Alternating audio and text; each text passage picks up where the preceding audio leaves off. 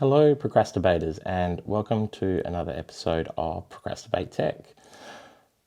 Today is the last part of the Nintendo 64 saga, and unfortunately I'm going to be leaving it with some bad news.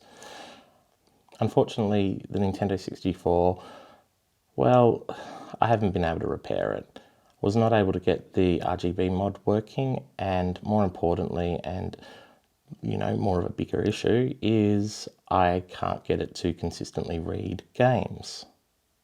This is despite the fact that I have actually gone out and purchased I wouldn't say new, I would say refurbished Nintendo 64 cartridge slot from the UK. That certainly didn't help it at all. I've done as much as I can to clean the cartridge, clean the little holes, tried deoxit, I've tried all kinds of things to try and get this thing working. Unfortunately, nothing that I try has actually made it work. With both the new and the old cartridge slot, it didn't really matter. The symptoms seemed to be the same.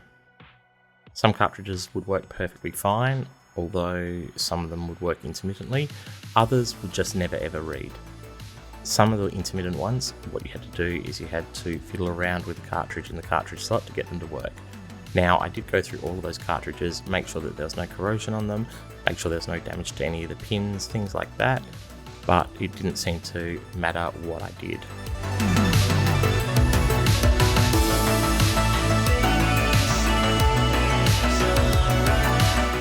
Unfortunately, it looks like the console has something else wrong with it, which is causing it not to operate as expected.